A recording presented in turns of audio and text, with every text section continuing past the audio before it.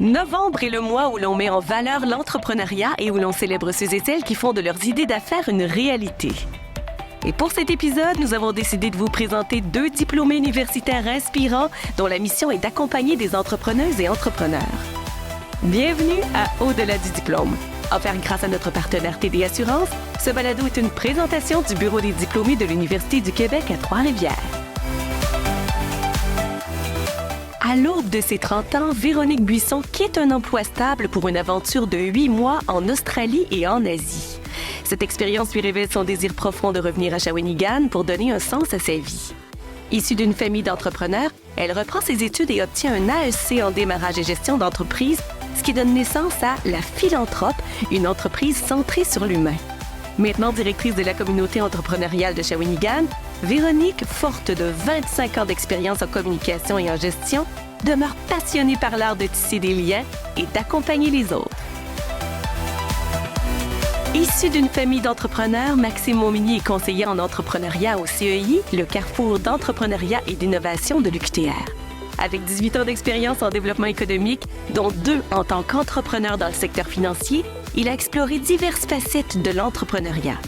Maxime a développé une expertise en développement des affaires, en gestion de la croissance et en accompagnement de promoteurs dans différents secteurs. Passionné par l'éducation, il a également enseigné les notions de démarrage d'entreprise pendant plus de 6 ans, transmettant ainsi son savoir aux futurs entrepreneurs et contribuant à leur succès. Écoutons notre duo nous présenter leur parcours respectif. Une belle rencontre de 2 diplômés du QTR en direct du Centre d'entrepreneuriat Alphonse Desjardins de Shawinigan, un lieu unique et un vaste écosystème de services au démarrage et la croissance des entreprises. Véronique Buisson, je suis content parce qu'on va se connaître, j'imagine, parce que je le souhaite. Puis, ce qui est drôle, c'est qu'on se croisait souvent dans les événements. Bonjour, bonjour, bonjour. Là, maintenant, je pense qu'on va vraiment se connaître beaucoup plus. Fait que je suis vraiment très heureux, très sincèrement, qu'on puisse prendre du temps aujourd'hui pour se poser des questions sur notre passé entrepreneurial, sur notre vie, peu importe. Fait que vraiment, je trouve que c'est une belle opportunité qu'on a aujourd'hui. Vraiment une belle opportunité. Puis je trouve ça drôle parce que tu dis, on s'est croisés dans nos emplois, 5 à 7, tout ça, mais on s'est même croisés, je pense, plus qu'on pense à l'Université du Québec à Trois-Rivières pendant nos études. Mais raison. encore là, salut, peut-être... Mais c'est pas une salle de classe qu'on s'est croisés, c'est la chasse-galerie. On pourra en revenir plus on tard. pourrait en revenir avec plaisir. Mais justement, parle-moi donc un petit peu de tes études, de ton parcours au niveau de tes études que tu as eues à l'UQTR qui fait que tu es rendue la personne que tu es aujourd'hui. J'ai été diplômée en 2001 du bac en communication sociale.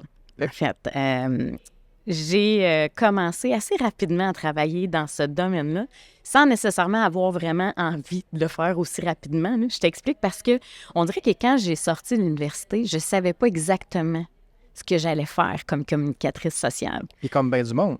Comme bien du monde, oui, j'imagine. Je n'étais pas la seule. Puis, il y a quelque chose qui faisait en sorte que j'étais... je pense que je pourrais aujourd'hui appeler ça le syndrome de l'imposteur. Mais je trouve qu'il y a un beau syndrome, on pourra en revenir plus tard, là, mais un bon entrepreneur qui a le syndrome de l'imposteur, ça veut dire qu'il se remet en question. C'est quand même intéressant. Il y a une limite à se remettre en question, mais je suis content que tu le dises et que tu le nommes aujourd'hui. Là. Oui, mais à cette époque-là, on devait être la 2e cohorte à finir à l'Université du Québec à Trois-Rivières en communication sociale. Puis la seule chose que j'avais retenue, c'est qu'il nous disait plus tard, vous allez être des tisseurs de liens. Okay. Fait que, mettons que tu t'en vas sur le marché du travail puis que les gens ils te demandent qu'est-ce que tu peux faire pour notre entreprise, moi, je peux tisser des liens. OK. Tu fait 3 ans de bac pour tisser des liens. 3 ans de bac pour tisser des liens. Et Dieu merci, je peux te dire que j'en avais tissé des liens. Oui, autant à l'université que dans la restauration. Parce que j'ai souvent tendance à dire que moi, j'ai eu 2 écoles. L'université, puis tout le parcours de ma vie avant, mais aussi la restauration. La restauration, que j'ai vu ça comme une école après, là, parce que j'ai l'impression que j'ai fait mes classes là. Et ce qui est drôle, quand je dis moi, j'ai fini l'école, puis je me suis presque cachée en disant pas à personne que j'avais un diplôme, mais une de mes clientes à l'époque avait su que j'avais été diplômée, puis elle était nommée directrice des communications au collège La Flèche. Une cliente du restaurant. Exact. Une cliente du restaurant qui était l'amie de mon patron à l'époque. Et puis, elle me dit, j'ai un contrat 4 mois, agent de communication, viens donc, ça va te faire une belle expérience, tout ça. Puis, elle m'avait vu travailler pendant quelques années, puis elle disait, c'est une fille comme toi qu'on recherche, tout ça, c'est un remplacement, 4 mois. Finalement, j'ai hésité, Puis finalement, je suis allée passer l'entrevue, mais elle avait un contrat de préparer. Elle m'a fait signer le contrat Déjà prêt. et je commençais à travailler. Une première super belle expérience dans un beau milieu pour apprendre. Là, t'avais quel âge, Véronique, là? Ben, on est au début des années 2000, donc je suis au début de la vingtaine. Wow, OK, parfait. Oui, parce que j'ai traîné un peu, là. Tu sais, j'ai fait mon université tranquillement, si on veut, puis j'avais fait aussi un cégep sur du long terme parce que moi, j'étais une sportive, je faisais du basket. OK. Ma mère disait toujours que j'allais à l'école pour faire du sport ou du théâtre, Ouais. pas pour étudier. Mais je faisais les deux quand même. J'ai bien réussi. Donc, c'est ça, j'ai commencé à travailler au collège La Flèche. J'ai fait mon 4 mois. J'ai adoré ça. Et après 4 mois, je devais aller dans un dîner de communicateurs. Je t'explique ça parce que je trouve que ça me représente comme parcours. Vas-y, Les ben, ça m'intéresse, opportunités se sont présentées à moi. Parce que j'aurais souvent pris des petits raccourcis ou des chemins où j'aurais eu tendance à fuir, si on veut, là. Mais après mon 4 mois, je suis allée dans un dîner de communicateurs, un regroupement, et on devait présenter un outil de communication à cette époque-là, un outil qui était comme utile, tout ça, que les gens avaient pratiqué, puis ils voulaient partager la bonne nouvelle. Et moi, j'arrive au dîner, puis je me présente comme un outil de communication. Véronique Buisson, disponible à l'emploi. Je viens de terminer mon contrat et tout. Et le téléphone a sonné le lendemain. Quelqu'un des ressources humaines avait été contacté à l'Agence de santé des services sociaux. Il y avait un contrat d'agent de communication, tout ça. Puis là, je me dis, my God, fonctionnaire. Non, attends, c'est pas pour Je suis moi. trop jeune pour mourir. Ça me disait rien, là. Je suis là, puis qu'est-ce que je vais faire dans le réseau de la santé? C'était tellement pas concret, là. Ouais. Finalement, je suis allée faire l'entrevue, j'ai eu le poste, j'ai commencé comme agent d'information dans le réseau de la santé. J'ai fait à peu près 4-5 mois. Puis, tu sais pas quoi, Maxime, mais le téléphone a sonné. Ben, il sonne souvent, ce que je vois, mais continue, c'est le fun. C'est une ancienne cliente du restaurant qui était présidente du Salon du livre de Trois-Rivières qui me dit « On n'a plus de direction générale, puis on a pensé à toi comme direction générale. » Mais là, voyons, je peux pas... je dis non, je pense vraiment pas. Puis là, je suis à l'emploi, puis je suis fonctionnaire, puis bon. Elle me dit, ben viens donc voir, puis on va t'expliquer un petit peu plus qu'est-ce que c'est, puis tout ça. Puis je suis allée passer l'entrevue. J'ai Avec accepté. un contrat sur le bord de la table déjà? Il était pas loin, il m'a pas le loin, dire. ok, Puis c'est bon. j'ai accepté, j'ai quitté le réseau de la santé pour la première fois, parce que je l'ai quitté par la suite encore. Et là, t'avais quel âge? Ben, écoute, ça se Encore passe... début vingtaine? Oui, ça se passe très rapidement, ça, je peux te dire. C'est le début de ma carrière, mais ça part quand même, tu sais, assez fort, je te dirais. Et là, je suis allée faire le Salon du livre, puis pendant toute l'année, j'ai trouvé ça très, très difficile. T'as appris beaucoup. J'ai appris énormément. C'est ça. Tu sais, qu'est-ce qui m'est arrivé aussi dans cette période-là, c'est que j'ai réalisé un petit peu la force que j'avais, c'était de regrouper les bonnes personnes autour de la table, parce qu'on vivait des difficultés dans ce salon-là à cette époque-là. Il fallait mettre beaucoup, beaucoup d'efforts puis d'énergie. Et je suis allée ramasser une belle équipe, des gens autour de la table. Mais une des histoires qui m'est arrivée, j'avais 25 ans à cette époque-là. OK. Il y avait eu un article dans le journal qui était sorti, ça disait « Véronique Buisson, choisie pour son audace ». Ah, c'est le fun, ça. Moi, je savais pas que j'étais quelqu'un d'audacieux. Là. Moi, je Tu savais devais pas qu'on t'en m'avait... douter un peu. Non, OK. non, moi, je savais pas qu'on m'avait choisi pour ça. Ou, tu sais, OK. moi, je suis allée là parce qu'elle me disait « Je te verrais faire ça ». Moi, j'allais souvent là où les gens me voyaient. Ça a commencé de même, mon parcours. OK. Et une grande leçon d'humilité. Je suis dans mon nouvel emploi et à un moment donné, une femme se présente, puis on est dans une problématique, puis là, on dit comment on va régler tout ça. Puis la femme a dit, bon, on va commencer par aller chercher une vraie directrice générale. Ah, ben c'est bien. C'est encourageant. Très encourageant. Et là, moi, T'étais là, ouais, c'est le moi, fun. je suis là, je suis devant. Et là, je me souviens de m'être dit, bon, cette femme-là, elle me connaît pas. Elle a peut-être raison. Elle a peut-être pas raison. Mais moi, je sais que je suis là avec des super de bonnes intentions.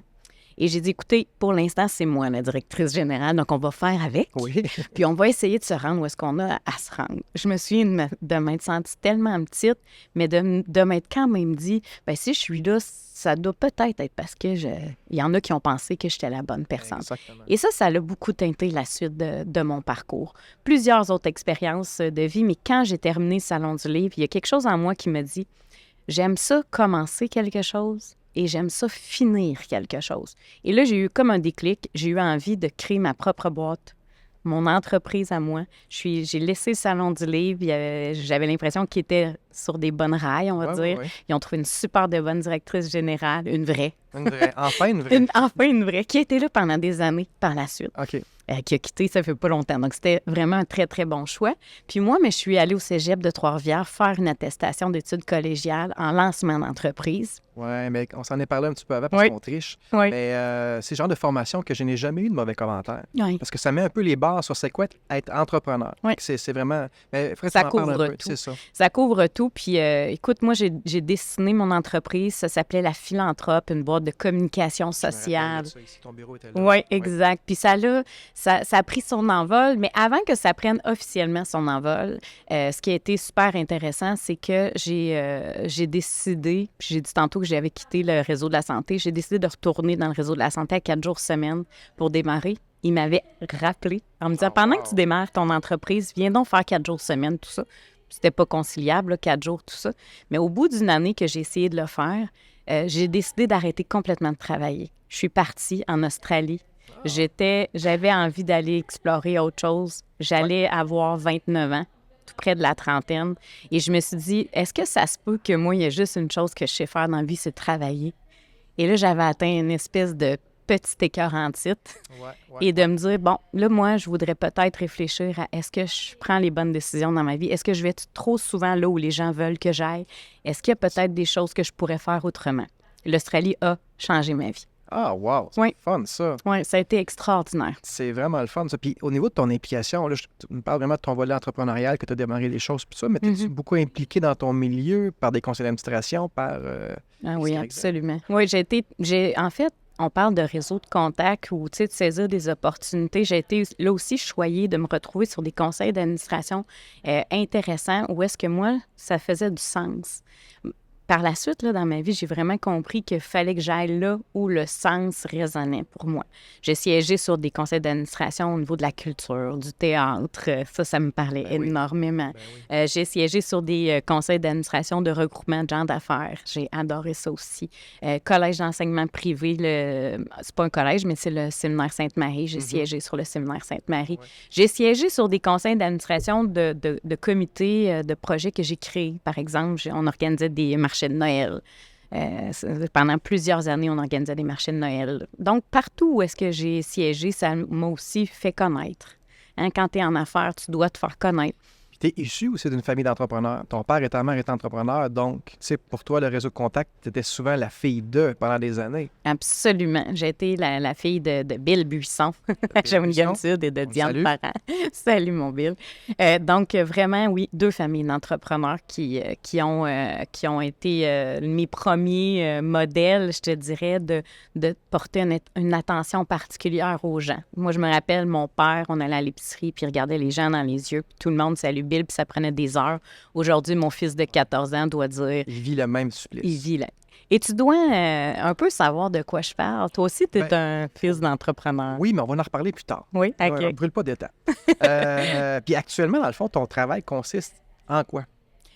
Actuellement, mon travail il consiste en faire la promotion de l'entrepreneuriat. Je suis directrice de la communauté entrepreneuriale de Shawinigan depuis 1 an et demi. Je fais comme si c'est surpris, mais je le savais, OK? C'est bon. Oui. Et là, c'est ça.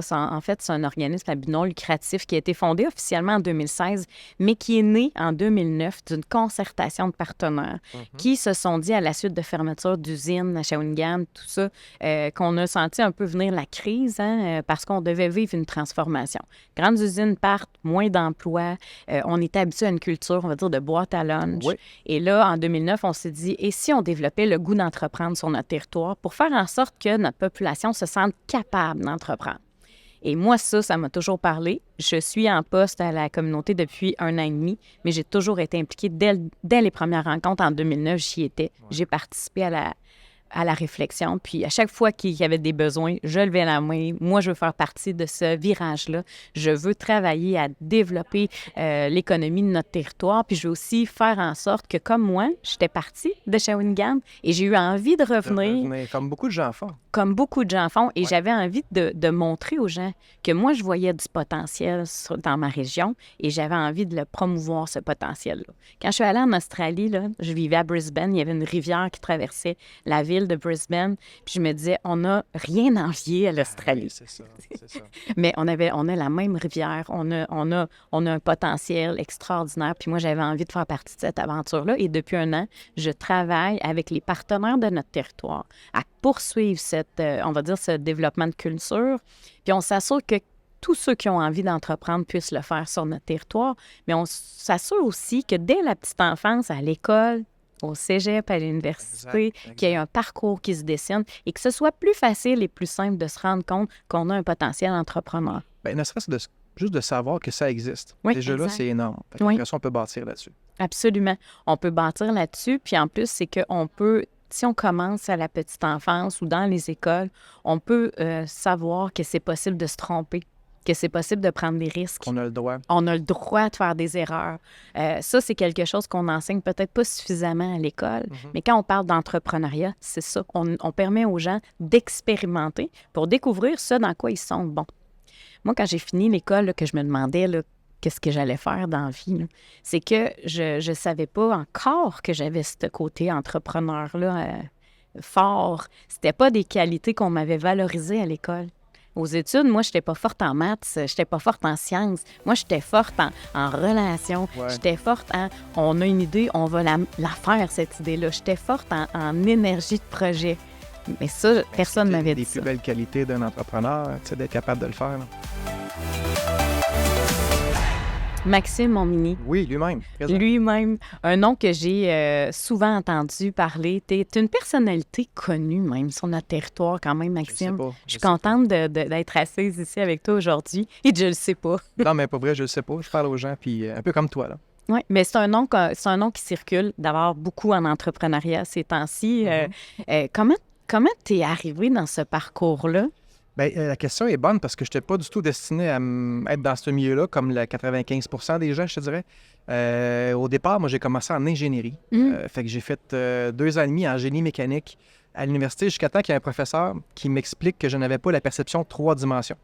Donc, ça, c'est un peu comme une personne qui est électricien, qui est daltonien. Ça va être compliqué ta vie. Puis en même temps, pour être bien franc, j'aimais pas ça. OK. Fait que à la pause, je suis parti, je suis allé au registraire et j'ai vraiment changé pour finance. Fait que j'arrive chez moi à midi, fait que là, j'ai mes parents, bien finalement, j'ai changé l'ingénierie, puis je m'en vais en finance. Et mon père était content. Il disait enfin dans la famille, parce que je suis le plus jeune de 4. Parce que mon père était en business, dans le domaine des services financiers. Fait qu'il dit enfin, ça va me faire une relève pour plus tard, puis il était très content. Donc, là, je fais mon cours en finance, que j'ai adoré, j'ai trouvé ça vraiment agréable, puis ça a bien été. Donc là, après ça, j'ai commencé un peu à travailler dans le domaine des services financiers, mais pour une autre organisation, et non pas avec mon père directement, parce qu'on s'est dit, il ne faut pas que tu prennes mes faux plis, tu vas aller voir un petit peu ailleurs comment ça fonctionne, puis après ça, on pourra travailler ensemble. Je trouvais que l'idée était très bonne. Fait que 2 ans et demi, 3 ans à mon compte dans une autre organisation, mais il y avait tout le temps quelque chose à faire en arrière qui ne fonctionnait pas, notamment au niveau du stress, parce que quand tu es entrepreneur, tolérance au stress, c'est une qualité que tu dois avoir. Et puis moi, je me suis rendu compte que je n'avais pas cette fameuse tolérance au stress-là. Puis, d'un commun accord, puis la discussion a vraiment duré 2 minutes top chrono avec mon père en me disant, c'est lui qui a pris un peu les devants en disant, Maxime, je pense que tu n'es pas bien dans ça pour telle et telle et telle raison, puis il avait vu tellement juste, puis à la limite, c'est une délivrance qu'il me donnait. Fait qu'il a dit, écoute, Maxime, il dit, tu sais, c'est pas plus grave que ça, là. Fait que ça s'est vraiment réglé en 2 minutes, puis il n'y a eu aucun froid loin de là, tu sais. Fait que c'est un peu ça. Donc après ça, ce qui est arrivé, c'est que je me suis redirigé, donc je travaillais pour une institution financière pendant 1 an et demi, mais c'était un carcan beaucoup trop serré pour moi. Puis après ça, j'ai travaillé plus avec une organisation qui est en lien avec des entrepreneurs. Alors là, j'ai eu du plaisir. Poser des questions, parce que j'ai tout le temps été quelqu'un de curieux, un peu comme toi. Ouais. Poser des questions, souvent les gens me disent, tu poses bien des questions, c'est parce que ça m'intéresse ce que tu fais. Mon père m'a tout le temps dit, ma mère aussi, qu'on apprend plus à poser des questions qu'à parler. Puis c'est vrai. Donc, c'est ça. Fait que là, finalement, j'ai joué dans ce film-là.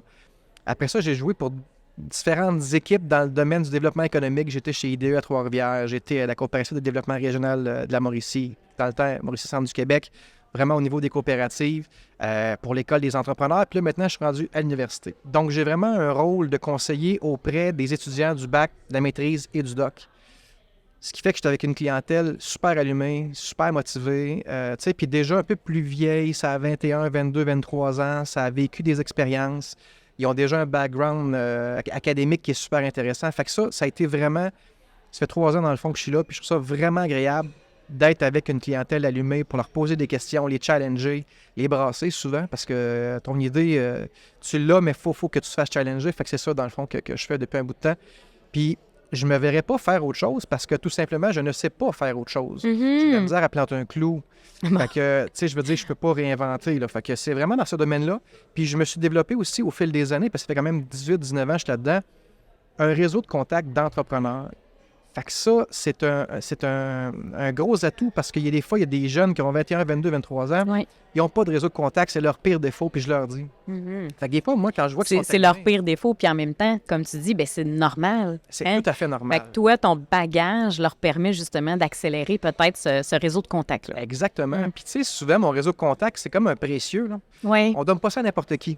Donc, quand j'ai des étudiants qui sont allumés, je leur dis, là, tu es allumé, je te trouve bon, je te trouve bonne, je te donne un réseau de contacts, appelle Robert. Mais tu sais, pas fais-moi pas honte, c'est pas ça, mais tu sais, sache que tu sais, je donne pas ça à tout le monde. Puis ça va tout le temps bien. Ouais. Ces choses-là. Fait que c'est vraiment, j'ai le plus beau métier du monde parce que je suis en lien avec des gens motivés, allumés, agréables. Bref, c'est vraiment le fun. C'est bon, j'aime ça ce que tu dis par rapport à ton réseau de contacts. Ouais. Bon, c'est un précieux, tout ça, mais c'est quelque chose que tu as cultivé, que tu as développé sans nécessairement t'en rendre compte. Pas du tout. Il s'est construit au fur et à mesure de tes expériences. Ben, tu sais, j'ai un peu comme toi, j'ai tout le temps aimé ça, aller vers les gens, leur Ouais. parler, puis les questionner. Tu sais. Fait que déjà là, c'est facile d'entrer en relation avec les gens. J'ai eu des emplois étudiants, c'est niaiseux, là, mais je travaille à la SAQ. Oui. Fait que je sais pas combien de personnes qui m'ont dit ton visage me dit quelque chose. Fait que je travaille à la SAQ. Ah oui, c'est ça. Fait que là, ça passe souvent comme ça. J'ai travaillé à la chasse-galerie à l'université. Ta face me dit quelque chose. Ben, chasse-galerie. Ah oui, je me rappelle. Oui. Puis en même temps, ben, tu sais, je suis, comme tantôt je le disais, je suis le plus jeune de 4. Fait que souvent, je suis le frère de David, de Carl, d'Anouk, ou le gars de Claude ou d'Angèle. Tu sais, je veux dire, c'est tout ça aussi qui fait que des fois, c'est plus facile d'entrer en relation avec les gens. Puis c'est ça. Quand tu t'intéresses aux gens, on dirait que c'est même pas un travail, c'est agréable, c'est drôle, c'est le fun. Oui, parce que j'imagine que des fois, au départ, quand on le fait, on se rend pas compte qu'on est en train de Pas le du tout. construire. C'est ça. Pas du Puis tout. finalement, c'est des réflexes, c'est Ben une façon oui. d'être. Puis les sports aussi, tu sais, Oui. être dans une équipe sportive, que tu je sais pas combien de personnes, ben tu sais, ça aussi, tu développes un réseau, tu sais. Oui. Puis les gens que j'ai pas vus depuis 25-30 ans, quand on se voit, les gens ne changent pas, tu sais. On reste le même petit Maxime qui jouait au hockey, puis oui, Bantam, tu sais, puis que dans la chambre, c'est un clown, puis que ben, aujourd'hui, j'ai pas nécessairement changé, tu sais. Fait que c'est ça, tu sais. Concrètement, Maxime, le CEI, Oui. ton rôle actuel, c'est quoi exactement? Ben moi, je suis là, j'aime ça dire des fois que je suis impitoyable et bienveillant. C'est que je suis là, dans le fond, pour aider les étudiants à voir plus clair dans leur projet.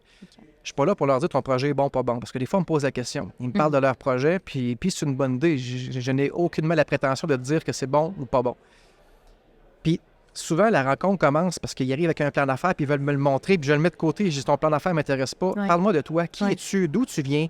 Qu'est-ce qui te fait triper dans la vie? Qu'est-ce qui fait que tu t'en vas en entrepreneuriat alors qu'en 2024, il y a des centaines d'employeurs qui te veulent avec ton bac en finance dans les institutions financières? Qu'est-ce qui fait que tu prends le chemin qui est beaucoup plus compliqué, moins payant? Tu sais, il n'y a aucun avantage. Puis je fais exprès, tu sais, pour leur mettre ça vraiment en noir. Puis même des fois, ils pleurent, tu sais. Fait que, mais c'est Impitoyable. impitoyable. C'est mon petit côté impitoyable. Fait que c'est là que je veux vraiment gratter à savoir c'est quoi ta motivation d'être entrepreneur. Parce que là, à la télévision, dans les médias, on met ça rose et beau, c'est un parcours extraordinaire, mais il y a un parcours du combattant souvent qu'on parle moins, tu sais. Fait que ça, je leur explique un peu c'est quoi, puis c'est quoi les grandes qualités qui vont faire que tu es un bon entrepreneur, tu sais. Oui. Maintenant, ben, si le chapeau leur fait, ils le mettent, le fameux chapeau. Puis je reviens tantôt en disant que j'ai une clientèle hyper allumée. Fait qu'ils comprennent où est-ce que je m'en vais avec tout ça, tu sais. Puis, fait que dans le fond, mon rôle aussi, c'est de les prendre par la main aussi, puis de leur donner mon réseau de contact à moi. Oui. C'est de leur donner peut-être bien un petit côté au niveau de leur finances ou leur prévision, en disant, ben tu me dis que tu vas faire ça, mais explique-moi comment, tu sais. Fait que c'est ça, dans le fond, qu'on a comme rôle. Il y a aussi l'élaboration. Quelqu'un qui est allumé, comme tu dis, qui a une idée très concrète puis qui se voit là, matérialiser cette idée-là. Est-ce que vous allez jusqu'à élaborer le plan d'affaires avec eux? Non, on fait pas OK. ça. On fait OK. pas ça parce qu'il y en a d'autres Vous qui allez font. les orienter. On les oriente. Puis en même temps, le plan d'affaires, c'est la première barrière à dire, es-tu capable de te débrouiller avec ça?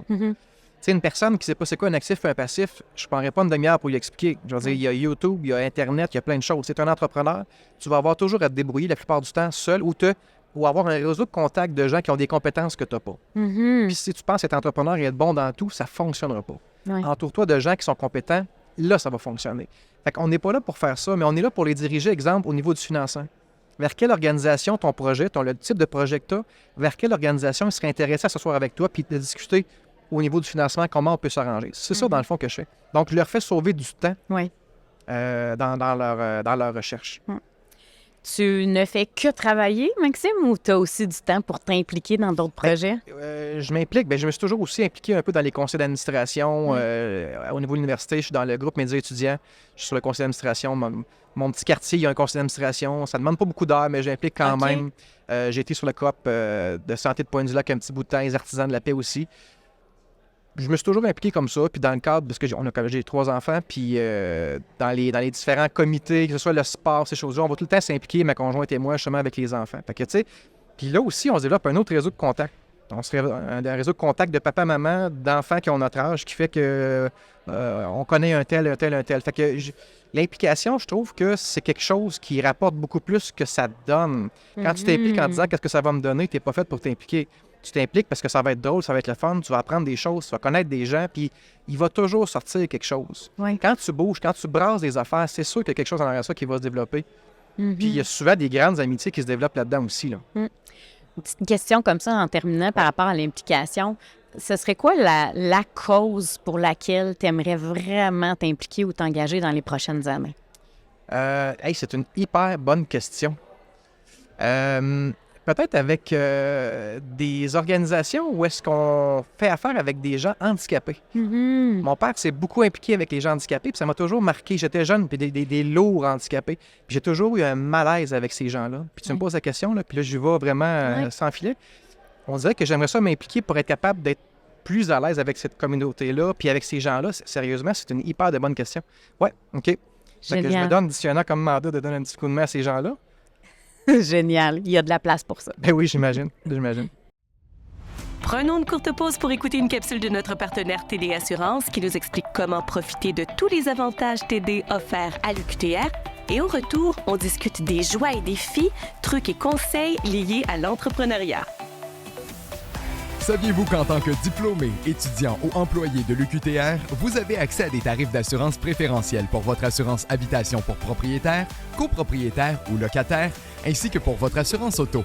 Ces tarifs préférentiels sont offerts par l'entremise du programme TD Assurance Meloche Monex. Chef de file de l'assurance à réponse directe au Canada, TD Assurance offre des produits d'assurance de qualité depuis plus de 65 ans.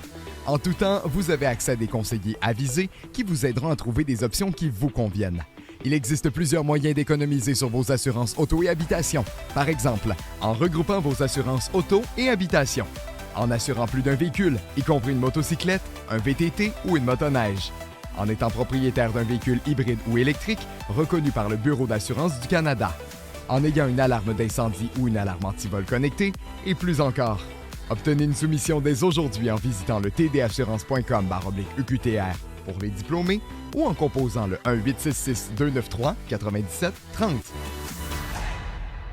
De retour au balado Au-delà du diplôme avec Véronique Buisson, directrice de la communauté entrepreneuriale de Shawinigan, et Maxime Aumigny du Carrefour d'entrepreneuriat et d'innovation de l'UQTR. Véronique, si j'avais à te poser la question si le réseau de contacts, c'est important, j'imagine que tu vas me dire oui, mais explique-moi pourquoi c'est si important pour toi. Le réseau de contacts, ça fait partie de mon... ça nourrit ma clientèle d'entrepreneurs. Ça a été ça, vraiment, le bouche à oreille, qui tu connais, ça a fait vraiment partie... Au départ, là, moi, des offres de services, j'en envoyais pas. Les gens, ils me contactaient parce qu'il y avait des besoins, puis ils savaient que je travaillais en communication, tout ça. Tu travailles pour un, l'autre te dit « Ah, tiens, moi, j'ai une entreprise, je te la présente, tout ça. » Fait que c'est un élément majeur d'une entreprise. Puis je le dis souvent aux gens qui viennent me rencontrer aujourd'hui, je leur dis, les réseaux de contacts, c'est votre fournisseur de clients. Oui, c'est vraiment... Et c'est important. On vit dans une petite ville. Nous, c'est Shawinigan. La Mauricie, Trois-Rivières c'est est pareil. Trois-Rivières, Trois-Rivières c'est est pareil. pareil. C'est petit, donc on se fait référer. On fait parler de nous. Et c'est comme ça. Les gens veulent te voir, veulent savoir à qui ils font affaire. Il y a une notion de confiance. Donc, quand tu crées des liens avec les gens, quand tu crées cette confiance-là avec les gens, bien après, ils ont tendance à vouloir te référer. Donc, c'est essentiel, c'est primordial. Puis moi, j'ai été longtemps que je savais pas que je faisais ça, un réseau de contacts. Je savais pas. Je savais que j'étais une tisseuse de liens. Oui, mais tu as fait un bac là-dedans. J'ai fait un bac là-dedans, moi. Je savais que j'étais une tisseuse de liens, mais je savais pas l'impact de ce tissage de liens-là et que ça allait devenir vraiment une force incroyable dans mon entreprise. Bien, moi, je te dirais qu'à l'université, au CEI, c'est le principal boulet que les étudiants ont. C'est que leur réseau de contacts n'est pas développé, puis ils n'ont pas toujours le réflexe. Ils se disent, bien, parce que je suis bon dans un domaine, les gens vont venir me voir. Mais tu sais, dans une entreprise, c'est pas nécessairement le meilleur qui réussit le plus. C'est souvent celui qui a des compétences, oui, mais qui a le réseau de contacts qui vient avec. Oui. Fait que souvent, des fois, je leur dis, bien, ton projet est super intéressant, mais tu n'es pas prêt à le démarrer là parce que ton réseau n'est pas assez fort. Je leur dis, là, candidement, tu n'as pas de crédibilité. Ouais. C'est pas méchamment, c'est que tu n'as pas de personnes qui vont te pousser, qui vont te donner cette fameuse crédibilité-là à ton projet. Même si tu l'es, même si tu es travaillant, même si tu es ultra compétent. C'est vrai. Puis c'est ça qui m'amène souvent à leur dire, implique-toi. C'est le fun d'avoir 4.3 sur 4.3 de moyenne. Tant mieux, je suis jaloux, tant mieux. Mais implique-toi dans des comités de jeux du commerce, de jeux de la com. Oui. Implique-toi dans le carnaval étudiant. Implique-toi peu importe où, mais il faut que tu connaisses des choses. Il faut que tu saches comment ça fonctionne, le conseil d'administration, avant que tu termines ton bac. Oui. Puis j'ajouterais, oui, peut-être peu importe où, mais selon tes intérêts aussi. Ah, bien ça, c'est clair. Tu sais, puis des fois, je vois des gens qui veulent développer leur réseau de contacts, puis là, ça paraît que c'est forcé un peu. Ouais. Tu sais, ils vont dans des chambres de commerce, puis là, ils se promènent avec des cartes, puis là, ils distribuent leurs cartes. Ils sont drôles quand on les voit arriver, eux autres. Ils sont drôles. Parce que, au fond, c'est que quand je disais, tu le fais de façon naturelle, intéresse-toi, tu le dis toi aussi, intéresse-toi, sois curieux. Qu'est-ce qu'ils font les gens? Puis éventuellement, tu vas trouver le moyen de trouver une affinité ou correspondre à quelque chose, puis le lien va être fait, le réseau va être attaché. Ouais. Mais forcer, là, le réseau de contact, peut-être pas toujours... Bien, c'est de là, des fois, dans les 30 premières minutes, je leur dis, bien, c'est quoi tes passions? Tu tripes sur les échecs, bien, implique-toi sur le conseil d'administration des jeux d'échecs du Québec, je dis n'importe quoi. Là, mais vas-y voir un peu, parce que vous allez avoir un langage commun, vous allez avoir une passion commune. Oui, c'est ça. Après ça, c'est plus facile, tu sais. Oui. Mais tu sais, moi, je me rappelle quand j'étais à l'université, je m'étais impliqué au niveau de l'AGE. Oui. Donc, je me suis ramassé du jour au lendemain vice-président de l'AGE avec différents mandats. Puis, tu sais, c'est une association étudiante. Fait que, tu sais, c'est tous des jeunes de 20, 21, 22 ans qui essayent des choses, qui pensent avoir la vérité infuse que je pensais avoir en me disant je vais leur montrer comment ça marche. Puis, finalement, tu te rends compte que tu connais absolument rien. Tu sais pas comment ça fonctionne le conseil d'administration.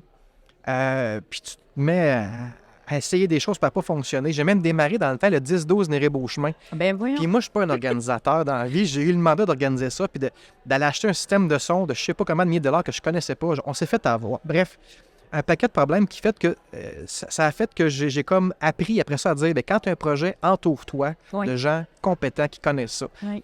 Mais quand tu connais personne, c'est difficile. Ouais. Fait que c'est pour ça que ton réseau de contacts, d'un matin, je vais me partir un projet X, je le sais que je connais quelqu'un ou par personne interposée, il va pouvoir m'appeler pour te dire Maxime, fais ça, ça, ça ou ça.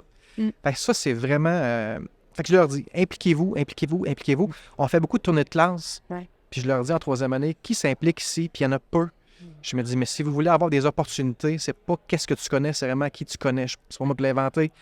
Mais il faut le rappeler aux gens en disant, essayez d'ouvrir vos horizons. T'sais. Puis c'est drôle parce que j'imagine que même quand tu poses la question aux jeunes, est-ce que tu t'impliques? Ça se peut que moi, quand j'étais jeune, à l'université, tu m'aurais posé la question, j'aurais même pas pensé à te dire, ah, mais moi, je fais de la radio scolaire. Je faisais de la radio scolaire à C'est l'université. extraordinaire, ça. Puis, mais je le faisais parce que j'aimais ça, Exact. parce que j'apprenais ça, mais dans le fond, j'étais impliquée. J'avais oublié, mais je faisais de la radio scolaire et j'adorais ça. Ça aussi, c'était une école pour moi. Je tripais faire ça. On le faisait en équipe. Je préparais des entrevues. Le matin, j'arrivais avec des petites nouvelles croustillantes. Je trouvais ça génial. Puis on avait développé un concept d'émission. Et tu vois, moi, pendant ma carrière, après, j'ai fait des projets de télé, des projets de radio. Ça l'a là aussi. C'est quelque chose qui teinté. t'intéresserait à faire, ça? Bien, ça m'intéresse énormément. OK. Et j'en Le ai message est produit. J'en ai produit. J'ai produit une émission pendant 6 ans qui s'appelait Grand V, Ah, OK. qui était une émission télé, web, radio, ici à Shawinigan. Et OK. j'ai adoré ça. Ça m'a intéressée. Ça m'intéresse encore. J'ai récemment fait une émission aussi qui s'appelait Au-delà de la mort. Ah, ouais. balado, Ode à la mort. C'était vraiment un super de beau projet. J'adore ça. Mais je savais pas, moi, à l'université, que c'était quelque chose qui allait aussi teinter, influencer mon implication aussi à l'UQTR, les jeux de la Ah, communication, ben oui. comme Exact. participante. Ben oui, ben oui. Ça aussi, j'ai fait des projets de radio, j'ai adoré ça, d'improvisation. Puis une année, j'ai fait le sport. Fait que tout ça, ça fait... puis embarquer dans ces projets-là. Moi, je le dirais aux étudiants. Il doit y avoir des gens que tu croises des fois à l'épicerie ou dans la rue, puis tu fais comme, ben, nous, on s'est connus dans ça. Absolument. Fait que c'est ça, c'est que faut juste... Ma grand-mère disait que la plus belle fille du monde va toujours rester célibataire dans sa cuisine. Puis c'est ça. Fait que tu sais, sors de chez vous, là, puis il va se passer Ta des choses. grand-mère disait ça. Elle en disait plein d'affaires. Elle en disait plein d'affaires. Mais, tu sais, je veux dire, il faut créer des opportunités. Oui. Puis quand je Oui. leur parle, là, exemple, il y a un party que tu n'as pas le goût d'y aller, vas-y quand même. Il y a une activité, il y a un colloque, vas-y quand même. Puis avec mes enfants, c'est la même chose. Oui. Vas-y, ose te mettre dans une situation un peu délicate, puis c'est clair qu'il va sortir des choses vraiment incroyables là-dedans. Fait que, Oui. tu sais, moi, mon réseau, c'est comme ça que je l'ai fait, en me Complètement. mettant dans des situations en danger. Oui. Puis quand tu te mets souvent en danger, il y a un temps que tu te sens plus en danger. C'est Tu vrai. t'en vas juste en disant, ça va être le fun, redevient ça va une être drôle. zone, C'est ça. intéressante. Puis il y a des fois où est-ce qu'on Ouais. perd notre temps royalement, puis tu reviens en auto, puis tu te dis, mon Dieu, j'ai perdu 3 heures. Si c'était plate. Mais il y a des fois où est-ce que tu dis, ça va être plate, tu arrives là-bas, puis là, oups, tu as connu un tel, puis Oui. ça reste dans tes petites cartes que tu gardes des fois de temps en temps, puis tu ressors, tu dis, hey, on s'est parlé, c'est le fun, j'aurais été bon étudiant qui aurait un projet, est-ce que je peux te mettre en contact avec eux? Mhm. Il y a même des fois des entreprises qui ont été rachetées par des étudiants parce que c'est dans mon petit réseau de contacts que je dis, hey Robert, si tu es intéressé, j'aurais été bon étudiant, parlez-vous. Ma Ouais. job est faite, parlez-vous, tu sais. Oui, c'est ça, la mise en contact C'est aussi. ça. Hein? Je suis comme un Oui. Tinder entrepreneurial. Je sais pas si ça se dit, là, mais tu sais, j'ai mis en lien. tu sais, Oui. dans- pour Et le moi, meilleur et pour le pire. j'adore faire ça. Ben oui, Il y a quelque chose de très, très satisfaisant c'est à un faire jeu. ça. Oui, C'est un gros ça jeu. fait émerger Ouais. des plein de potentiels, des perspectives, des Ouais. opportunités. C'est ça aussi, tu sais, l'entrepreneuriat. Puis c'est drôle parce que moi, des fois, il faut que je me dise, reste dans ta cuisine. Oui. Oui, parce qu'il faut être là le soir des fois de temps en temps, les enfants. Hein. Parce que moi, j'adore ça, Oh. mais aussi, c'est que là, je parle avec des gens. Ah, là, il vient décider. Ah, là, faut que je te présente un tel, faut que je te présente une telle. Et là, ça peut devenir comme exponentiel. Oui, tu sais, ça, là, quand on dit qu'on met des gens en contact, on n'a pas une moyenne de 95 là. Tu sais, je veux dire, on ne ferait pas pour 1000, mais quand ça fonctionne, on est content. Mais tu sais, Oui. c'est juste de lancer la bouteille, puis si ça marche, tant mieux, puis si ça marche pas, tant mieux, Oui. là, c'est pas grave. Mais tu as fait vivre une expérience à une autre personne, ils se sont connus, maintenant, c'est rendu pas des best buddies, mais tu sais, ils se connaissent bien, ils savent qu'est-ce qu'ils font, puis tout ça, là, tu sais. Ce que j'adore aussi, dans l'exemple que tu donnais juste avant, tu dis, moi, je présente Robert, un étudiant rachète sa business, tout ça. Ce modèle-là, actuellement, il est hyper important parce que le repreneuriat, c'est un élément majeur de l'économie actuelle. Si j'avais 21, 22 ans, là, je serais pas une start-up. Ben Ah. oui, peut-être, là, si j'ai vraiment une belle opportunité, mais j'irais pas mal plus voir des Robert de ce monde pour leur dire bonjour Robert, tu as une belle entreprise, j'aimerais ça peut-être bien un jour faire comme toi. Tu sais, ça n'a pas arrivé de manière arrogante, mais en disant peut-être que je pourrais être ta possible relève. Oui. Il y a des étudiants, des fois, qui viennent me voir et qui veulent démarrer une entreprise. Fait que là, je dis, ton entreprise, ça existe déjà. Ils font oui. Mais pourquoi tu ne rachètes pas? Ah, mais là, puis là, j'y vois penser. Fait que avant que tu me le dises, l'argent n'est pas nécessairement au rendez-vous. Ouais, c'est ça. En 2024, l'argent, c'est pas le problème numéro 1. Oui. En 1984, c'était le problème numéro 1 parce que le propriétaire voulait un chèque parce qu'il y avait plein de monde qui voulait l'acheter. Mais maintenant, il y a des gens qui ferment boutique parce qu'ils n'ont pas de relève entrepreneuriale. Donc là, le gros bout du bâton a comme changé de bord. Oui. Fait que ça, c'est des opportunités. Quand on dit qu'on est entrepreneur, on est opportuniste, mais ça en fait partie des opportunités. Mhm. Donc, saisis-la. Fait que là, j'y vois penser, puis là, ils sont comme toutes mal. Fait que là, ravale cette pilule-là, on va se rasseoir. Puis la journée où est-ce que tu vas aller plus loin, on pourra avoir des stratégies pour aller cogner aux portes. Puis pour pas que non plus tu passes pour la personne en disant « je viens t'acheter Mhm. mais je suis la personne, je suis la possible relève. Parce que c'est une réalité de la vie, il y a besoin d'une relève un jour. Oui. Puis cette relève-là vient cogner à la porte avec un bac en administration ou avec un bac en ingénierie ou avec un bac en communication. Mhm. Rendu là, tu sais, c'est des belles opportunités. Puis quand tu es en bas de 35 ans au Québec, il y a beaucoup de financement pour le concept de reprenariat. Puis souvent, c'est le propriétaire aussi qui va te financer en bonne partie. Oui. Fait que là, essaie de me convaincre que c'est pas une idée, au moins de regarder le volet entrepreneuriat, le concept de reprise d'entreprise. Tu sais. Fait que Et on c'est- parle de contact et tout, là, le Centre de transfert aux entreprises du Québec, Ouais. qui est un partenaire majeur. Oui, pour oui. ça, puis qui peut aider. Puis il faut les référer là-bas. Oui. Eux, c'est leur mission d'aider les entrepreneurs à le reprendre. Fait que, on y va là-dessus. On commence à se connaître un peu plus. Tu dois avoir des belles histoires de QTR dans ton fond de tiroir. qui sont racontables que j'aimerais beaucoup entendre, s'il te plaît. Je t'écoute. Bien, comme tu le sais, Maxime, mon bac s'appelait communication sociale. Ben oui, la tisseuse. Je pense qu'on était de toutes les activités. Moi, c'est des années extraordinaires, le bac en communication sociale, mes années là-bas. Puis l'anecdote, en fait, que je peux dire, c'est que la révélation que j'ai eue quand je suis arrivée dans les premières journées de mon bac, c'est de voir des bébites comme moi. Mhm. Des bébites sociales. Tu sais, salut, c'est quoi ton nom? Puis, tu sais, t'as vraiment là, l'envie de fêter, de vivre des moments ensemble, de triper. On allait à l'école. Oui, Hein? t'es inscrite. J'étais Tu y inscrite à allais. l'école. J'allais aux cours. Je peux pas dire que j'ai manqué tous mes cours, tout ça. J'ai bien réussi quand même mon parcours. Mais dès que j'avais une chance, on se ramassait à la chasse-galerie, À la pause. à la hein. pause. C'était dur de retourner, hein? C'était très Oui. difficile retourner. Les premiers cours du matin, c'était difficile aussi, je me rappelle de ça. Le Néré-Beauchemin, le 10-12, je ne savais pas que tu étais un des premiers instigateurs à avoir fait vivre ça, mais moi, je peux dire que j'étais cliente. Ah oui, c'est bien, mais merci. C'était vraiment, vraiment une belle façon de célébrer. On sentait un sentiment d'appartenance. À l'Université du Québec à Trois-Rivières, vraiment, la chasse-galerie, l'été, quand on pouvait commencer à aller dehors. Ben oui. Je me rappelle de tout ça, cette espèce d'esprit-là de Puis, famille. il y avait ouais. des étudiants, mais il y avait aussi des professeurs qui venaient. Ouais. Fait que, tu sais, Oui, il y avait aussi des fois là, vraiment des super de bons échanges. Quand tu parles avec un professeur autour d'une bière, c'est différent que parler devant 35-40 personnes dans une classe. Tu sais. Oui. Puis c'est souvent des discussions qui n'avaient pas rapport à la matière, mais qui avaient rapport justement au concept de quand tu vas finir ton bac, qu'est-ce que tu vas faire avec ça? Puis il nous posait la question, puis on trouvait la question bizarre. À cette heure-là, la question, je l'aime, puis je la pose. Fait que, Oui. peut-être parce que je vieillis, là, mais c'est ça, tu sais, veut dire que la chasse-galerie représente. moi, j'avais l'impression que quand je rentrais là, tout était possible.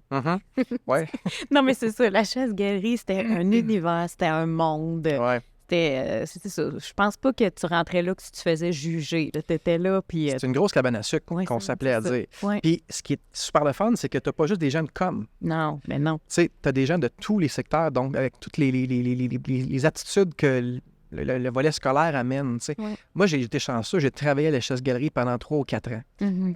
Donc, tu sais, ma clientèle, c'était autant des gens en art qu'en administration. Fait que, tu sais, moi, j'étais en administration, en finance. J'avais des amis, mais j'avais pas mal plus d'amis, de clients qui venaient à la chasse-galerie parce que, justement, c'était comme dans différents domaines. Tu sais. Mhm. Quand tu faisais ton doctorat en mathématiques, on dirait qu'il fallait que tu adaptes ton langage avec ces gens-là, puis c'était trippant. C'est ce que je fais encore aujourd'hui avec mes étudiants. Tu sais. Oui. Une petite anecdote qui est vraiment drôle. Moi, dans la vie, j'ai un idole, OK? C'est Fred Pellerin. Oui. Puis, il y avait une fois un spectacle, parce que les jeux du soir, il faut comprendre que c'était des bands rock qui venaient. Mhm. Donc, c'était une clientèle de gens qui avaient des bands rock qui voulaient voir ce soir-là. Et il y a un soir qu'on me dit, il y a un conteur qui vient. Fait que là, je suis comme, hey, un conteur, wow! Je sais pas ce qui va se passer. Y a-tu de la musique? Non, il vient conter des histoires. Puis je savais pas, mais c'était Fred Pellerin, qui était aucunement connu dans le temps. C'est son seul spectacle qui est fait à l'université en passant. Fait que là, Fred Pellerin, c'est un orateur incroyable, c'est un conteur incroyable. Je ne vais pas te convaincre de ça. Non. Mais il y avait la fâcheuse manière de parler pas fort pour que les gens soient vraiment attentifs. Je dis fâcheuse manière, mais c'est une qualité qu'il y avait. Assez qu'il a fallu qu'on ferme les compresseurs des réfrigérateurs. Ça faisait trop de bruit. Mhm. Puis j'avais une sacoche avec du change dans le temps qu'on ne payait pas par la carte. Oui. Puis quand je fouillais pour mon change, les gens me regardaient et leur disaient « Tu fais bien du bruit ». Fait que là, ce que j'ai fait, j'ai tout mis mon change dans mon cabaret, ce qui Mhm. fait que ça a été une soirée ultra payante. Parce que les gens de faisaient nouvelles comme stratégies. votant, parce que tu fais du bruit, fait que je ramassais ça. Hey, tu me rappelles, Maxime, que j'ai fait un cours de théâtre avec Fred Pellerin. Ah, ouais, OK. Parce que ces années-là, il était aux études, Mhm. Fred Pellerin. Puis on était dans un cours de théâtre. Moi, c'était un cours optionnel. OK. Et je me rappelle du moment où il a fait pour la première fois un conte avec sa guitare devant la classe et qu'on était tout le monde comme un peu sous le choc. On était comme, OK, lui, c'est une classe à voir. Ouais, Ouais, c'est ça. Il y a un petit quelque chose que les autres n'ont pas, là. Ouais, fait que j'ai choisi à ce moment-là de ne pas suivre ses traces. Je vais y laisser ça, il est bon. Mais quand même, une autre anecdote, Ouais. le songe d'une nuit d'été, j'ai fait du théâtre à l'université, OK. dans la troupe de théâtre, ça m'a fait penser à ça. Et si moi, j'étais fière de présenter ça, tu sais, à ma famille, j'avais invité mes oncles, mes tantes, tu sais, puis tout ça, puis... Mais je sais pas si tu as déjà vu cette pièce de théâtre. Non, je m'excuse. Non. Mais tu étais à l'université, Ouais. puis là, on jouait ça avec des C'était où que tu longs jouais ça? textes. Je sais pas, il y avait... Chasse-galerie ou... Non, on a joué, il y avait pas un théâtre à l'université. Oui, oui, oui. On jouait, OK, c'était au là, théâtre. parfait. On jouait au théâtre et c'était plein. Bon, en tout cas, une pièce de théâtre très longue. OK. Et je me rappelle, moi, de sortir puis de me penser presque comme une vedette, là, tu sais. Et là, je sors et là, je vois le regard de mes oncles et mes tantes, puis qui font, tu sais, vraiment, qui me regardent en voulant dire « Tu nous as-tu vraiment demandé? » Ça durait 3 heures, la pièce. OK, 3 heures de pur bonheur. 3 heures de pur bonheur. OK. Puis j'avais une tante qui, elle, avait toujours rêvé de faire du théâtre. Et elle, on était à la chasse-galerie après. Et toute la soirée, elle se levait sur les chaises, puis elle criait « Carpe diem! » OK. On la salue, lui aussi. Au moins, il y avait une membre de ma famille Qui avait trippé. qui avait trippé. Mais ça, je me rappelle de ça. Moi, j'ai aimé ça, faire ça, cette pièce de Assez théâtre. pour faire une carrière si vraiment tu avais eu un peu le même talent que... Bien, j'ai joué après là, au Théâtre des gens de la place. OK. Oui, j'ai eu l'occasion de faire plusieurs pièces de théâtre, puis j'ai adoré ça. Il y a une partie de moi, tu sais, l'entrepreneur de syndrome d'imposteur, mais il y a une partie de moi qui sait très bien que j'aurais aimé ça être comédienne dans la vie. OK. J'aurais vraiment adoré ça. Mais j'aurais aimé ça, moi aussi, faire ça. Oui, Ouais, c'est ouais, vrai? ouais. Mais Ah oui, hein? rendez-vous manqué, mais bref. c'est As-tu ça. déjà fait du théâtre? Pas du tout. Pas du J'ai fait tout? de l'animation au secondaire, par OK. exemple. Ça, j'avais bien aimé ça une fois. OK. Bien aimé ça. Fait que peut-être qu'un jour, je pourrais en faire un peu plus. Mais en tout cas, Ouais. bref, je suis très, très heureux où est-ce que je suis présentement quand même. Là, tu sais. Mais j'ai quand même l'impression, un peu comme toi, tu as fait plusieurs rôles Ouais. de job et tout ça. J'ai l'impression que cette partie-là de moi qui aurait aimé être comédienne, il trouve son compte dans jouer des rôles, Ben, on joue un transformer. peu du théâtre devant des gens, tu sais, puis Oui. dans le bon sens du terme. Oui, parce oui, que, tu sais, il faut rendre ça dynamique parce que des fois, c'est une matière qui est plutôt aride ou tu sais, c'est un Oui. sujet aride. Oui. Il faut rendre ça intéressant un peu plus, puis il faut avoir un petit peu de pédagogie là-dedans derrière ça. Fait que peut-être Ouais. que le côté plus artistique, des fois, vient aider à avaler cette pilule-là. Là, tu sais. Je veux dire même créatif. Mhm. Tu sais, Oui, ce oui, c'est vrai. côté créatif-là. Puis je C'est pense que plus on est passionné, bien, plus on incarne les rôles qu'on joue. Comme toi, tu transmets ta passion à tes étudiants pour qu'ils Ouais. puissent Exact. allumer leur flamme et vivre de leur entrepreneuriat. En tout cas, je trouve que c'est vraiment intéressant que l'université ait son carrefour en entrepreneuriat et en innovation. C'est un must, je pense, parce Ouais. qu'on veut que l'université, que les étudiants sachent que oui, on a une place pour le savoir, c'est un endroit pour la recherche, puis ça, c'est bien. Il ne faut pas lâcher ça, évidemment, c'est la raison d'être. Mais de savoir toujours qu'il y a une possibilité. Sans dire que on va te former pour que tu deviennes absolument.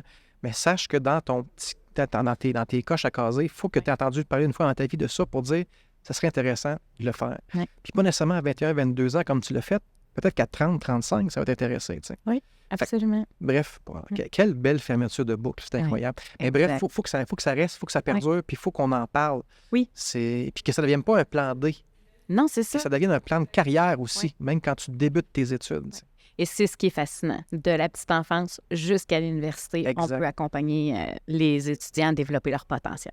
Chapeau à l'UQTR pour ça. Ben, chapeau à la communauté entrepreneuriale de Shawinigan. Merci, Maxime. Ben, merci à toi encore. C'était bien le fun. Merci. Merci à Véronique Buisson et Maxime Montminy, nos 2 invités diplômés de l'UQTR pour cet épisode. Et un merci tout spécial au Centre d'entrepreneuriat Alphonse Desjardins de Shawinigan de nous avoir accueillis pour le tournage. Pour toute information sur l'Université du Québec à Trois-Rivières, consultez notre site web au www.uqtr.ca. Pour proposer des sujets ou des invités pour nos prochains épisodes ou pour mettre à jour vos coordonnées de diplômés de l'UQTR, écrivez-nous à l'adresse diplôme@uqtr.ca. À très bientôt pour un prochain épisode d'Au-delà du diplôme.